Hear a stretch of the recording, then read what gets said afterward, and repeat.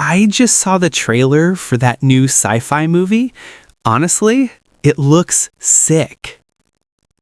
Sick, as in you think it looks unwell?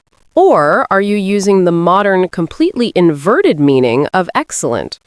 Welcome back, everyone, to the MA English Cafe. I'm Jenny. And I'm Ben. And obviously, I meant it in a good way. But you're right, that is weird, isn't it?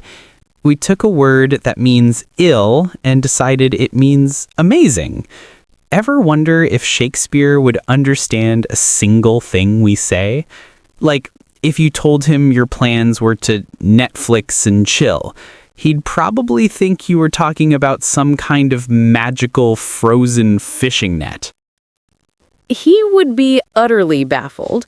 And that's our topic today. A journey in a linguistic time machine.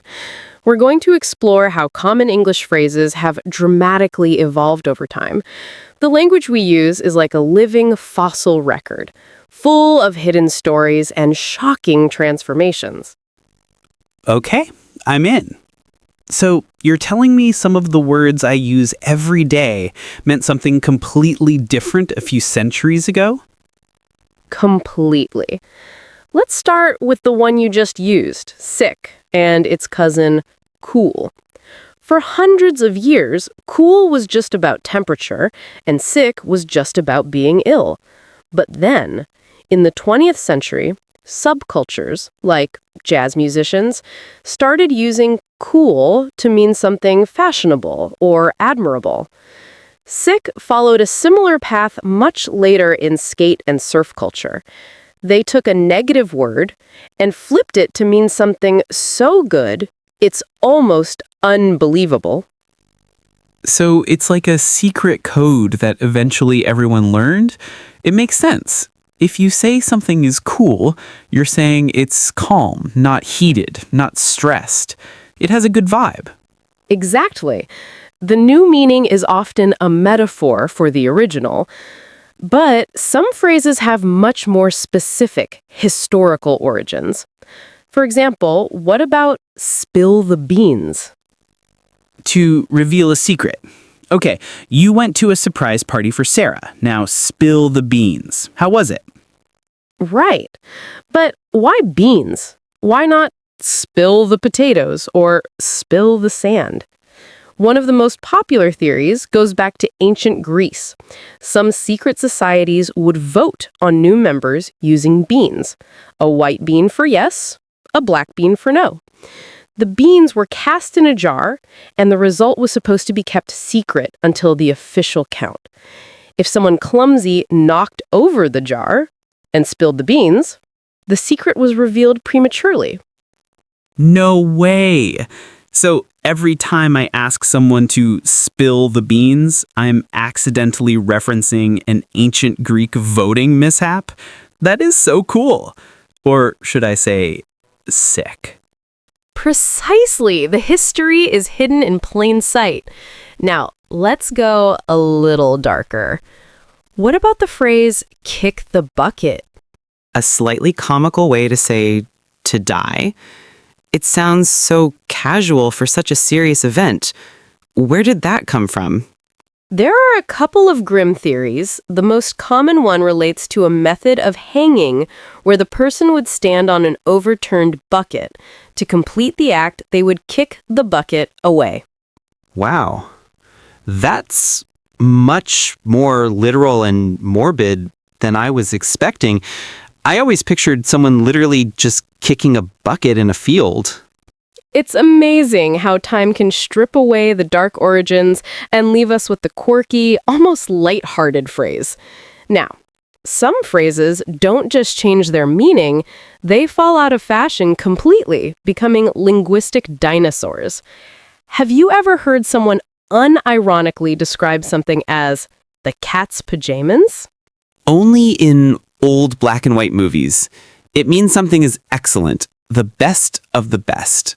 I think we should bring it back. My coffee this morning was the cat's pajamas. It was a huge slang term in the 1920s during the Roaring Twenties and the era of flappers. They loved to create playful, nonsensical phrases to describe things they thought were stylish. The bee's knees is another one from that time. They were the peak of trendy language, but like most trends, they faded away and now they just sound charmingly old-fashioned. So they're like the Riz of the 1920s. Exactly, a perfect comparison. But some words have an even stranger journey. Take the word nincompoop. A silly, foolish person. It's a fun word to say, nincompoop. It is. But one theory suggests it has a very serious origin. It might be a corruption of the Latin legal phrase non compos mentis, which means not of sound mind. It was a legal term used in court to describe someone who was not mentally competent. Over time, the serious legal term was shortened and mispronounced until it became the silly-sounding insult we use today. You're kidding me. So when I call my friend a nincompoop for forgetting his keys, I'm technically using a derivative of a Latin legal term for mental incompetence? This is blowing my mind. If you think this is as cool as the cat's pajamas, you should definitely subscribe to MA English. A very 1920s call to action. But that brings up the big question. Why does this happen? Why doesn't language just stay the same? I assume it's like a giant game of telephone over hundreds of years. Things just get mixed up. That's part of it, but there are powerful forces that accelerate the change. The biggest one in our lifetime is technology. Think about the verb to Google. 25 years ago, that phrase meant nothing. Now, it doesn't even just mean to use the Google search engine. You can say, I'll Google it, even if you're using a different search engine. The brand name became the generic action. Like saying, get a Kleenex instead of a tissue. And what about pop culture?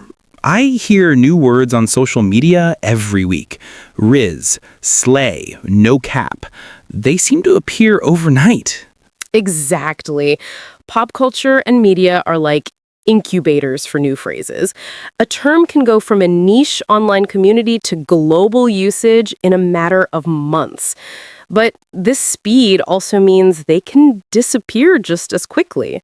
The slang of today might sound as dated as the cat's pajamas in just 5 or 10 years. Finally, there are social shifts. As our society's values change, our language changes with it. Words that were once common can become outdated or even offensive, and new words are created to reflect more inclusive or modern ways of thinking. So language is really just a mirror reflecting who we are at any given moment in time. That's a perfect way to put it. You know, throughout this chat, we've really been trying to get to the bottom of why these phrases change.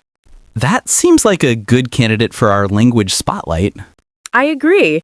The idiom to get to the bottom of something means to discover the real truth or cause of a situation or problem. It's about conducting a thorough investigation to find the fundamental reason for something. So a detective tries to get to the bottom of a mysterious crime. Or if your computer keeps crashing, you need to call a technician to get to the bottom of the problem. Perfect examples. It implies a deeper level of understanding beyond just the surface details, which is exactly what we've tried to do today with these phrases. So, what do you think is next? What modern phrases that we use all the time will completely baffle people in 100 years? I suspect anything that's a very specific meme or a social media reference will be incomprehensible. But that's the beauty of it. The language will keep evolving, and future generations will have their own linguistic puzzles to solve. This was fascinating. Thanks, everyone, for joining us on our trip through the English language time machine. We want to hear from you. What modern phrases do you think will baffle future generations? Let us know in the comments. And don't forget to subscribe for more linguistic adventures. We'll catch you in the next one.